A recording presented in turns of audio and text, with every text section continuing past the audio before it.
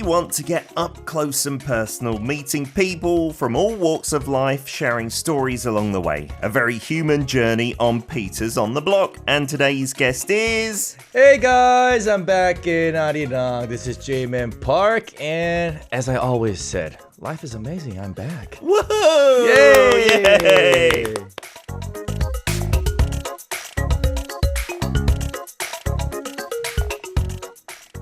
That's right, we have Jae-min Park on the show and again back at ARIRANG. For our new listeners, you might not know, but Jae-min, as well as doing so many jobs that we'll get into today, used to be an ARIRANG DJ as well. Yeah, I started, I think that was 2016 or 17. I had my show called Catch the Wave. Yes. For, I'm not really sure, about 2 years? Okay. I think less than 2 years. I had...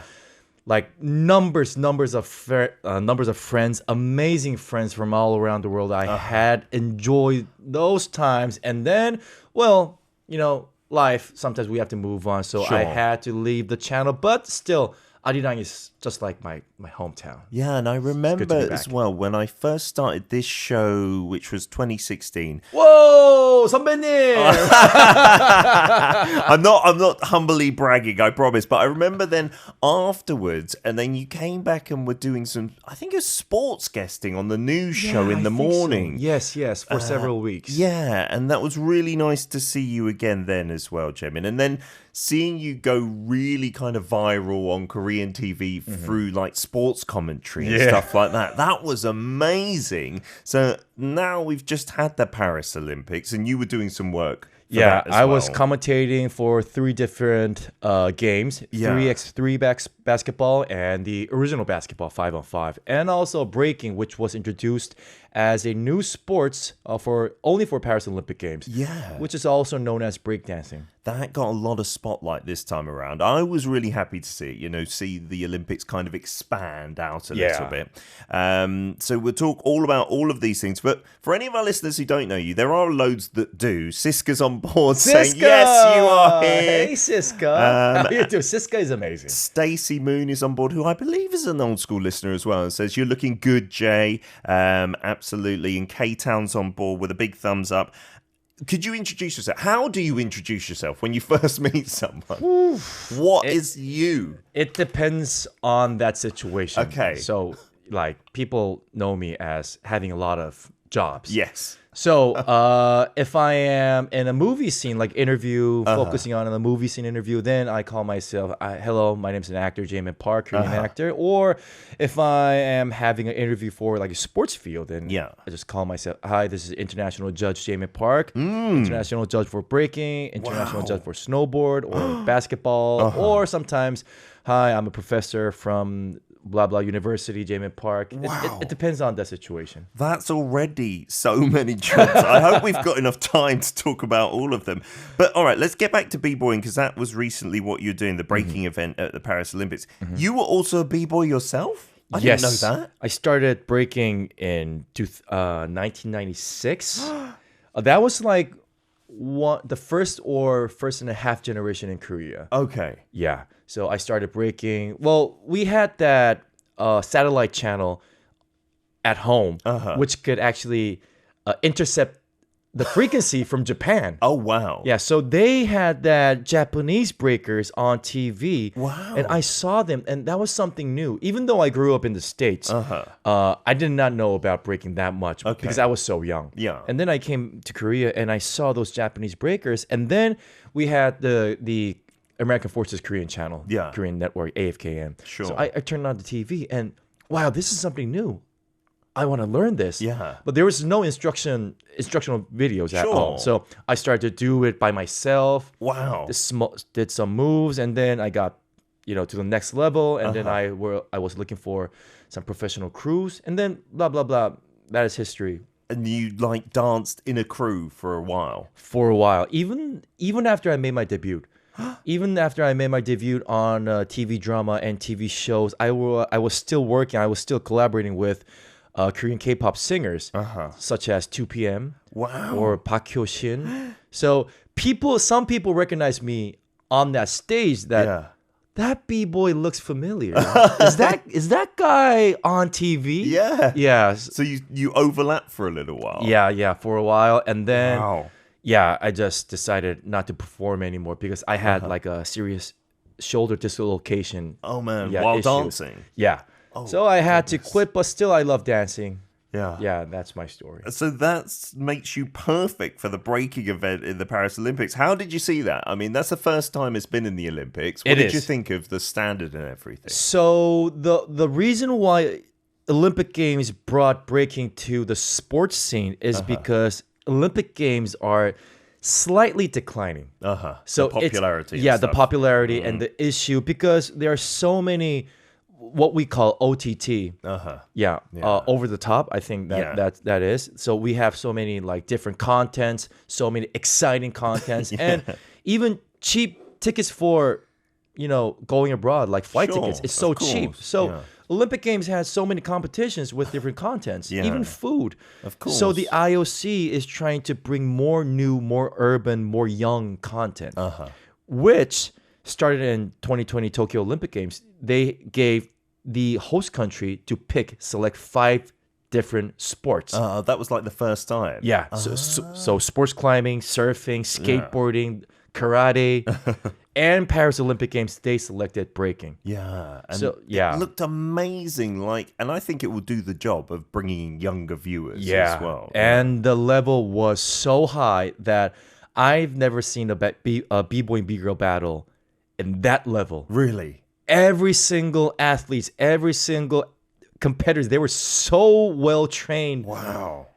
And that was just beyond the imagination. They really did a good job. Because I was really curious, for certain sports, their own like in-house event. For football, for example, the World Cup is more important than the Olympics. So I was wondering, for b-boys and b-girls, would they take it seriously? But it seems like maybe it being a unique opportunity. You got a point, because at the first time it was pretty controversial.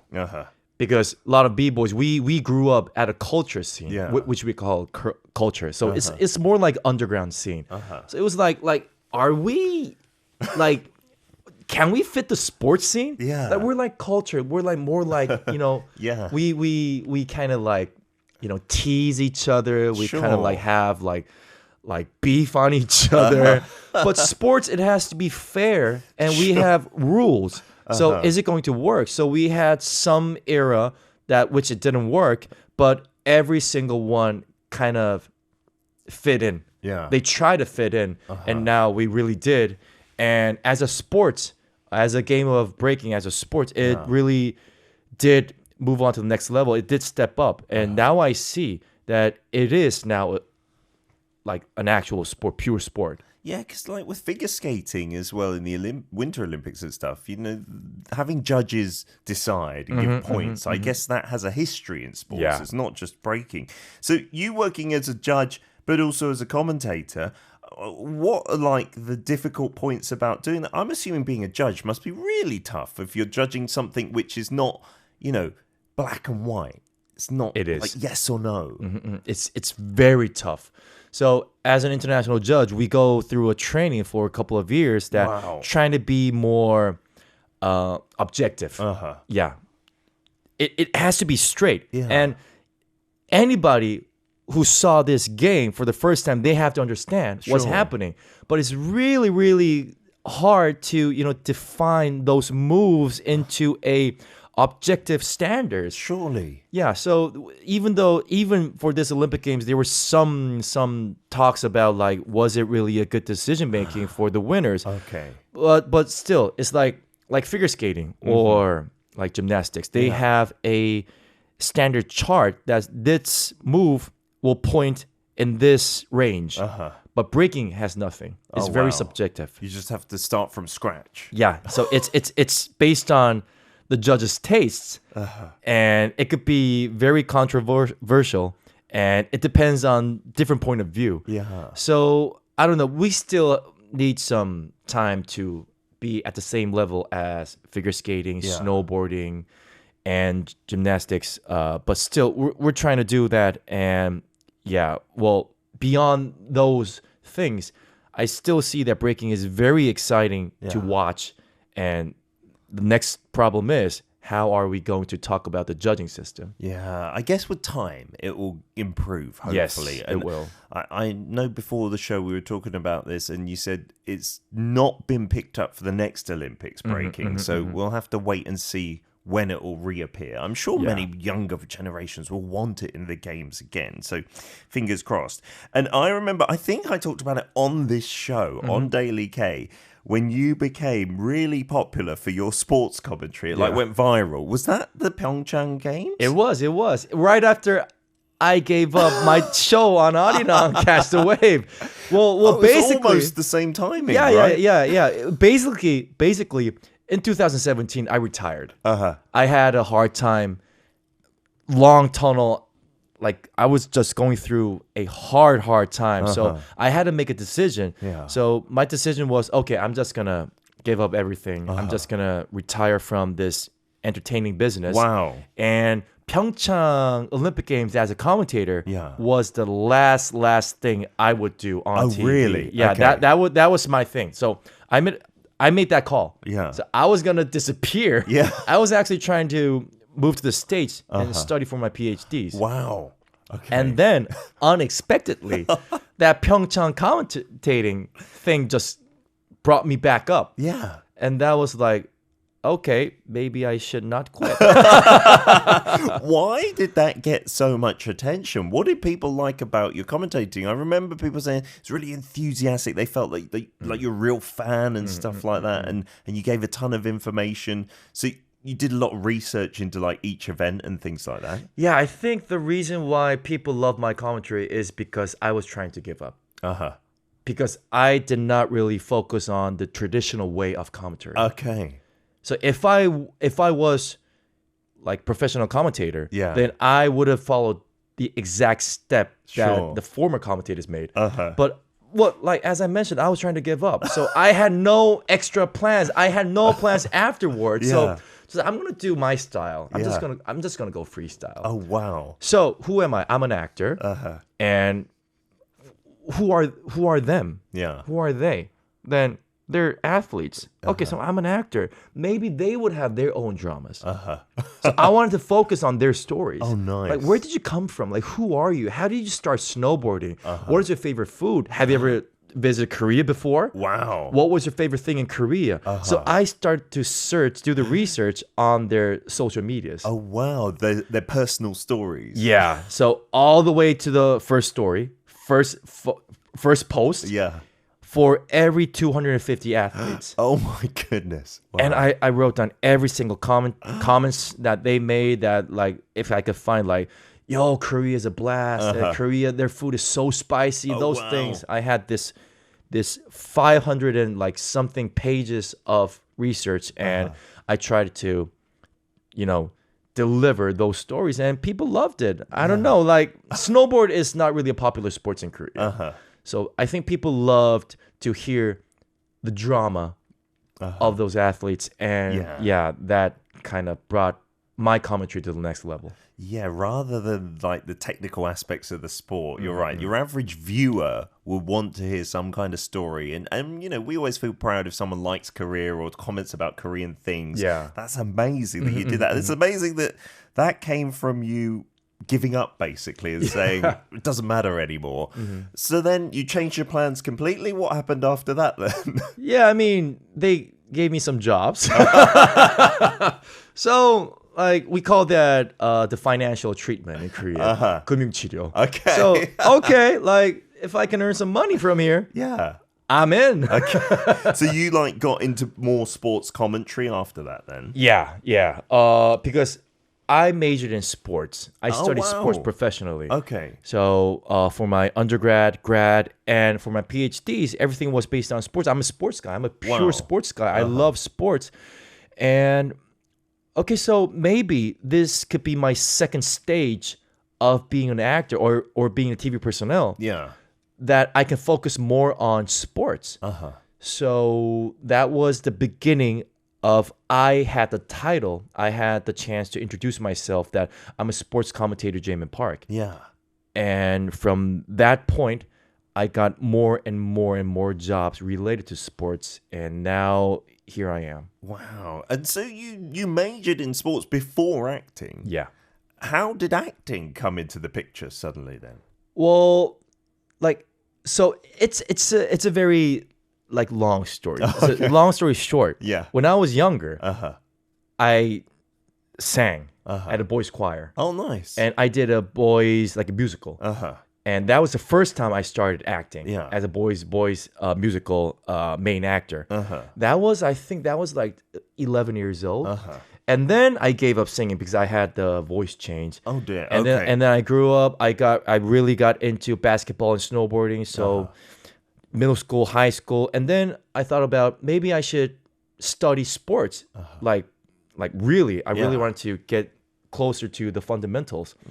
So I went to college. I was doing b-boying, and then I had this Hollywood movie cranked in Korea. Wow. That they were casting a Korean actor who can dance, who can act, and who can speak Korean. Wow. That's me. Yeah, all of those things. Yeah, so I came back to the movie scene without any plans, and I filmed that movie, and I really felt like, oh, this is fun. Yeah. Maybe I should try that again.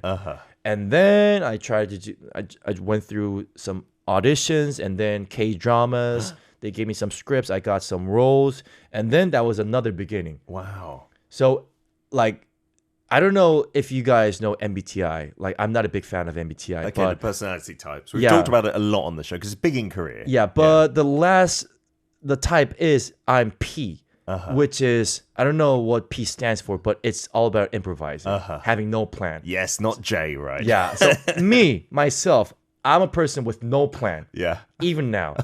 So I didn't plan acting at all, but it just came, and now I'm still sticking on it. You just enjoyed it, you did it, and then you came full circle back to sports through sports commentary. Yeah. Things seem to be working out well. Athma's on board saying, I miss CTW, catch the wave. Yeah, because I'm sure you're aware, Jim, in a little bit after you left, it closed its doors forever. There's no more catch the wave, right? I heard. So I feel a bad lot of about our that. listeners do love that genre of show because that was just fun culture, Korean like Yeah. adventure and stuff like that.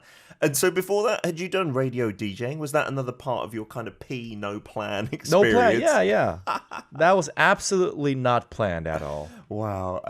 Maz saying from New Zealand, I think it would be really tough as a judge, but as long as you're not biased against anyone or a country, then it would be okay. But that's the problem, right? People, because we're humans, I guess those biases, in some cases, they might not even be conscious, right? That is very true. You don't even so know. tough. Yeah, you don't even know what you're doing sometimes. Yeah. And so you've judged for what sports before? I have an official judge license for basketball, Wow. snowboard, and breaking. Amazing. You like collect these licenses like nobody's business. So when you're doing that, do you kind of consciously have to think, for instance, I don't know if there's someone linked to Korea or America, maybe your home countries, like I can't be too excited or be too positive to them. Do you have to kind of control that like consciously? Yeah, like what we train is being conscious about what I'm doing, what decision making I'm doing every single time, because sometimes you come up to a decision that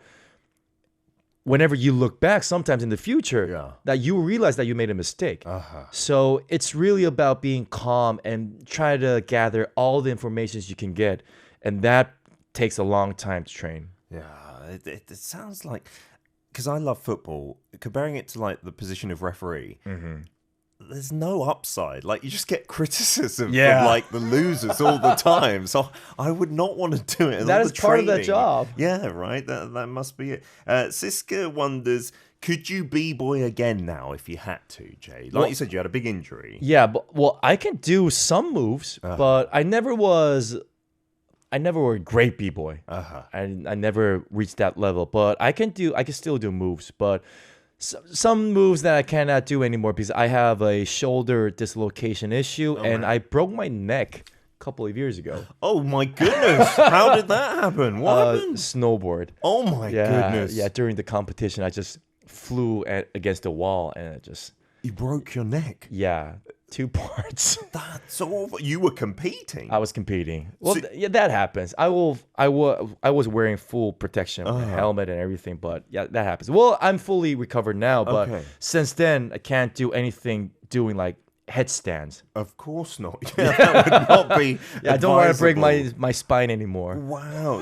So you like competed in snowboarding? I'm guessing after that injury, that's not possible. After a year, I came back, and that was my retirement. Okay. Wow. So is that scene like? There's a scene for that in Korea. You were competing here in the country for snowboarding. Yeah. Like you said, it's not a popular sport to the extent of maybe Olympic level, but many people snowboard here. They do right? snowboard, just for fun. But as a game of sports, it's not really that popular. Yeah, because we have so many mountain resorts and stuff that is close by, but to the level of competition, there can't be many. So we mentioned earlier, you're known as the 10 jobler, I think, right? 10 jobler, 10 different jobs. Among them, our writer has said actor, we've talked about that, MC, lecturer, author, professor. You mentioned professor earlier as well. So in sports, do you teach like lectures to students? Oh, dance. Oh, dance. Yeah, breaking. So breaking theory. Wow. What is breaking theory? What do you like put on the board and stuff? So think about like I majored in sports. So what we learn is about like anatomy or like physical or psychological theories. So I brought a lot of theories from sports to breaking. So as a dancer, what do you have to learn as a dancer? You have to know about your body. You have to know physics. You have to know mental issues, mental training as well. Wow. So that is what I teach at school. And so people who are maybe aspiring dancers will want to go on that course and like listen to get tips and stuff. Yeah. That's amazing. You also said commentator, referee, judge, translator, a YouTuber as well. This one really interested me. 차 볼게요. Oh, YouTube, yeah. is the name of the channel, which kind of means like, let's look at a car, but also 차 볼게요 could be like, let's kick something. Let's kick something. Yeah, that was my idea. I just wanted to twist it. So I had a friend who is a producer, is a PD. Yeah. And after some years knowing him, we just came up to this idea like, you know, you love cars, I love cars, and we both do not really know about cars that much. But you love them, okay. Yeah, but we love riding it. So maybe we should just kick off a small YouTube channel. And what his idea was, 타볼게요. Okay. Let's ride it. Yeah. But it's not fun. It's so direct. Sure. So I came up to the idea like we should twist it a little bit. So let's call that 타볼게요, and I will wear a soccer uniform with a ball. So let's trick people. Let's trick people that people might think this is a football or soccer channel, but it's all about looking in through the cars. I see. So that was the concept. Yeah. And then in the channel description, it says like you try out car seats as well in all the vehicles. What's that about then? So, like, you love cars. Do you love cars? I do love cars. Like you, I don't know much about them, but I love a nice car. Yeah. And do you have kids? Yeah, of course. And when we become a parent, the meaning of car shifts of course. to the next level. Car is not anymore about fun. It's about safety. Yeah. And it's about convenience. Of course. It's all about how am I going to take my kids safely to the next destination. Yeah. So I have 2 kids. And since then, car was no more car that I used to know. Yeah, it's not the same anymore. Yeah, is it? so the focus about buying a car from the front seat went to the second row. Of course, their comfort, right? Yeah, and so are you okay? Yeah. Like, how do you feel back there? Oh, did you throw up? But then the thing is how I'm going to wipe it up. Yeah. And how I'm going to stop my car. Is it safe enough? The airbag system. Yeah. What about the car seat? What about the safety seat? Does it fit well? Sure. So that was the thing that I wanted to focus more on the parental point of view watching the cars. That's such an interesting concept. I'm sure parents would love that. I wonder about your average YouTube car channel subscriber though. They're usually young people, right? Yeah. Looking for something sexy and hot, and then they see you putting car seats. I wonder if you know that meme. This lady just fingernails the car and like says such brand like Pierce car. Oh wow! You know, No. know that meme? Oh, you don't know that meme? That's so funny meme. Well, the car, the basic idea of watching cars, reviewing cars is about how like showing how sexy this car is. Yeah. But no, not in our channel. Our channel is like, if we can, Yeah. we should actually we would love to actually do an experiment of crashing the cars. Oh wow! Yeah. that would be the dream. Like and, the and end show goal. and show them that how safety this car is. Wow, that's such an interesting concept. Putting car seats then into like even nice cars and like luxury cars and things like that. I spent so long choosing car seats for my kids because you're right. Oh, yeah. You know, their safety is the most important. So you read like a million reviews. But it's not just the safety, it's like how heavy it is to put in there as well, how awkward it is. I'm so glad my kids have graduated from car seats. That was the biggest hassle ever. So diverse your career. You're also an author because you recently published an essay collection Oh yeah, I did. titled, in English, I guess the translation, Loving What You Love Even More. Even more. What is that about then? Like as I mentioned before, that I am a person who lives without any plans. Yeah. And so what is the motivation of Jay's life is having fun. Uh-huh. Having fun. Yeah. Like in our age, even I reached my 40s. Yep, me too.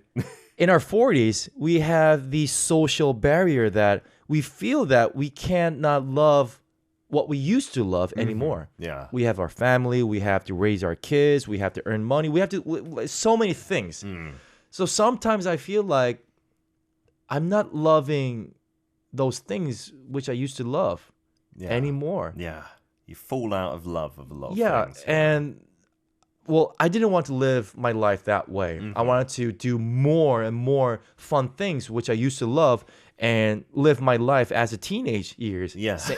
Same as that year. Like it was about pure love and pure fun. So I just try to bring back and I brought back those ideas on my book.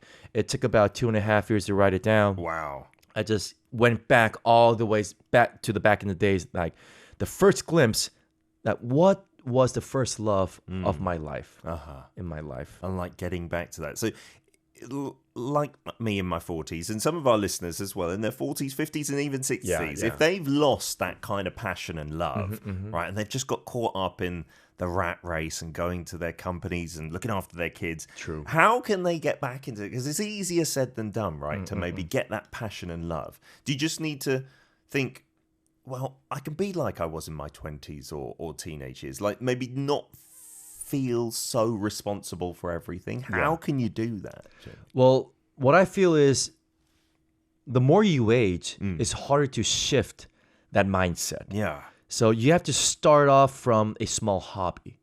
Like what I feel, look at my friends, they don't even have a hobby anymore. That's hard. You feel you don't have time for hobbies, right? Yeah. And some of my friends feel like it's irresponsible. Yeah. Like just chasing after my hobbies and just letting my family stay at home. Sure, you feel guilty, You right? feel guilty in some point.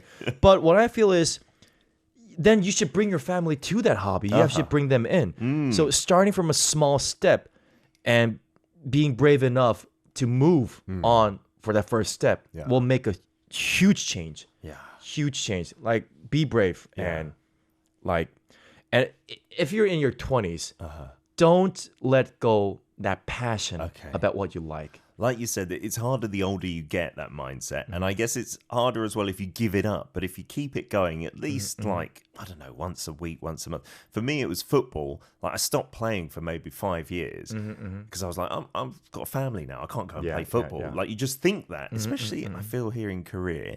And then recently, in the past couple of years, I picked it up again. And I do feel guilty sometimes, but I'm like, no, I need to feel this passion and joy to be a better father, right? To be a kind of happier person in general. So I try to get my kids into it. That was my dream, my son becoming a footballer. But he hates football, so I was like, oh, this is terrible.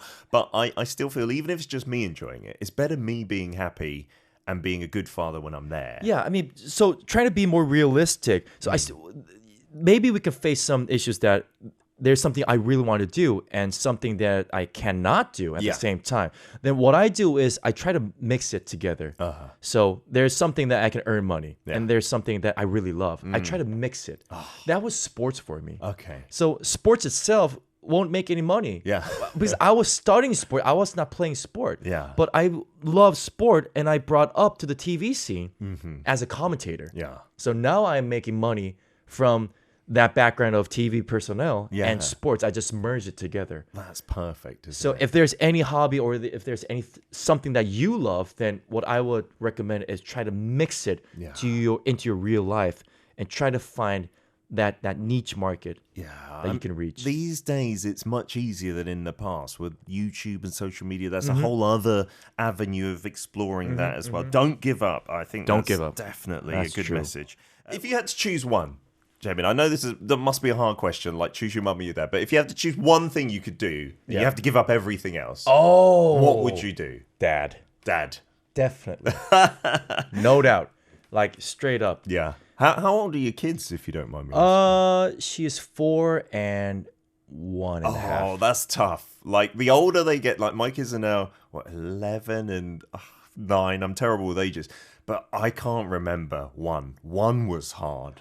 Like, the younger they are, the more you have to do for them, right? Oh, my But goodness. I love parenting. Aw. I'm a full-time parent right now. Oh, like that's lovely. My wife she has to go to work, so I take care of them probably like almost 90%. Amazing. And I love it. If I had enough money, Yeah. I would love to just stay at home and spend my whole day with kids. That's so amazing because there's lots of people, who stay at home with their kids and they just get fed up. I mean, they love their kids, but they're like, I just need to get out and, meet people. But you really relish and enjoy that time. Oh, yeah. If I have enough money, that's one thing. That's the prerequisite. We have Siska on board again saying, are there any interesting stories from Hansan? Wait, is that the movie maybe? Yeah. Did you appear in that? Yeah, I was the main Japanese general. Oh, amazing. Yeah, warrior in that How movie. is that, like playing the role of a baddie?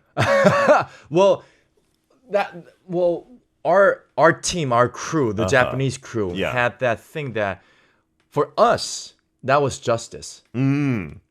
Yeah, for as a Korean, that's a very, very terrifying and sad history. Yeah. But for the Japanese warriors, that was justice for them. Sure. They had a reason.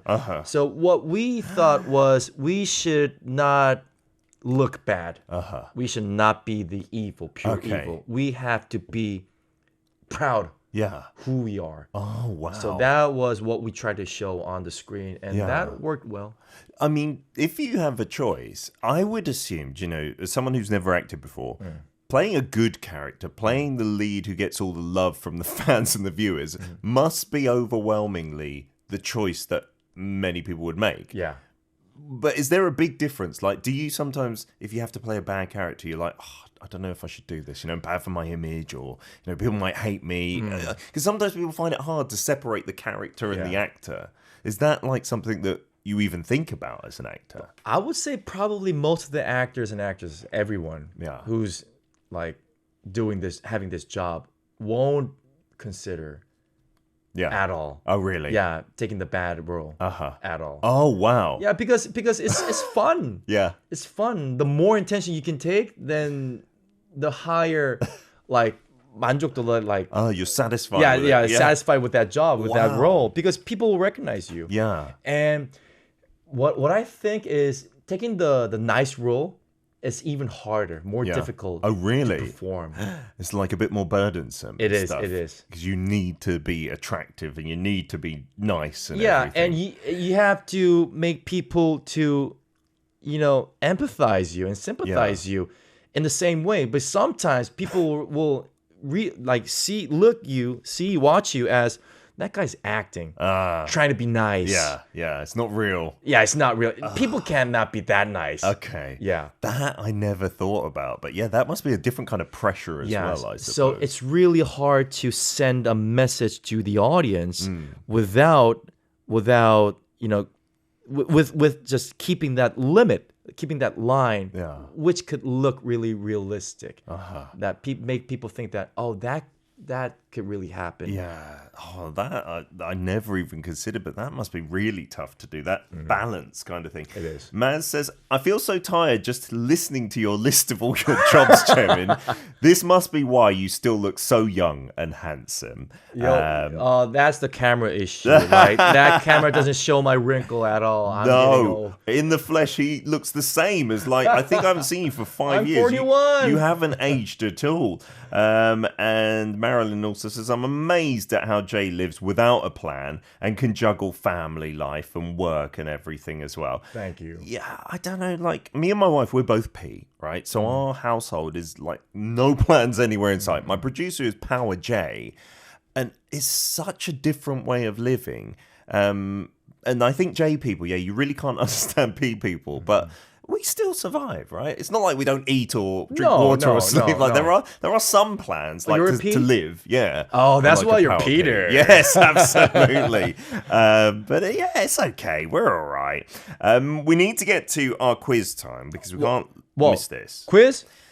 It's Peter's on the block. So we have a xylophone here for the quiz. We also have, Jaemin, if you're worried, we have a box of prizes, okay? Okay. And if you get the quiz question right, you get to choose. And there's even a voucher worth up to about 200,000 won. No! Yeah. Most of it is worth about 1,000 won, but there is one or two that are worth 200,000 won. I think a cafe voucher, maybe some handbook vouchers. But there's a big but. Our writer doesn't like giving easy questions. She tries to give a challenging question in your field of expertise. Wow. So it's really interesting that you've mentioned by yourself, without any prompts, MBTI. Mm-hmm. I'll give you a hint. It's about MBTI. But you have the option to refuse to do the quiz, Jay. Okay? It's totally up to you. If you think, I don't want the hassle of getting this wrong and looking bad, it's all right. Okay, so would you like to take the quiz, yes or no? If I don't take the quiz, I won't get paid. You still get paid, but you don't get the bonus of potentially winning a prize. Let's go. All right. Why not? Yes, we don't need any J thinking about this. Just P. Go for it. Okay. Yeah. So link to MBTI, which you've already said you don't really pay too much attention to, right? So this might be difficult then, okay? So it is a personality test. It's super popular here in Korea. You know that you're P. Do you know the rest of your MBTI? It's INF. INFP. Yeah. Oh, interesting. I don't know too much about other MBTIs, so tell us what you think if Jay seems like that as well. But this MBTI test is given to students, my kids have had it at school as well. It's really interesting in Korea, and for job interviews as well. It's said to give lots of insights into which careers might suit your personality. The question today, how many personality types are there in the MBTI test? How many? In total. Yeah. In total. Yeah, so these are meant to be pretty accurate. My wife swears by them. So you've got to think roughly how many personality types are there in human beings? I know, if you talk about real small details, thousands and thousands. But because this is based on 4 letters. Yes. And 2 options. Yeah, and 2 options for each letter. I guess if you're good at maths, then you could work it out as well if you don't know the answer. How many do you think there are, Jaemin? I can count it. You could. It might take a long time. But it will be 2 times 2 times 2 times 2, which is 16. Is that your final answer? Don't ask me again. I'm always cool like that. Yes! Well done, Jaemin. That's some good math that I certainly wouldn't have worked out. I would have ended up counting every single time. I actually thought about counting it. Wow. Well done indeed, Jaemin. Okay, so you get to pick from this pool of prizes. Okay. And read out what you got as your prize. Give me 200,000. Give me 200,000. That is a star prize, but all of them are fun in some way, I think. Okay. Let me see what it is. All right, so he's picked out the pink ball there. It's on the other side. I think you got to turn it around and read it. No. So it says a lunch with Warren Buffett or lunch with Peter. Yay! Wow! Of course. You got a lunch with Peter. I did not know that was a prize. I am now forced to buy lunch as well. That is Fantastic. So funny. He didn't even know. No permission from me. I guess if I don't do it, I don't get paid either, Jamin. So, okay, congrats. Jamin gets a lunch with me of your choosing anytime. You can use that voucher. Sir. You can claim I that will love anytime. Fantastic. It's been so much fun having you on the show, Jamin. Would you like to say one last thing to the listeners out there, those who know you and those who don't? Oh, yeah. Thank you so much for tuning in today. Thank you so much for knowing me and old friends like Cisco or Athma, every single one. So good to see you guys back. It's almost end of summer here in Korea. Yes, time really flies by. Indeed. Like it felt like just a couple of days ago, and almost it's reaching fall. Yeah. So please enjoy rest of 2024, and yeah, hope to see you guys soon. If anyone wants to like follow you, what's the best way to do it? Are you on social media or YouTube or what's the best way? Social media is the best way. Okay. So you could just search me on pro.challenger or just Jamin Park on Instagram. Nice. And yeah, just see you there. All right, Jamin. Enjoy thank life. You Life is so always much. amazing. Wow, so much positivity in the studio. I feel like everyone must be happy. Jamin, it's been a pleasure. Hopefully, Thank you so much for having see me. you again in the future as well. sir. Good luck with everything.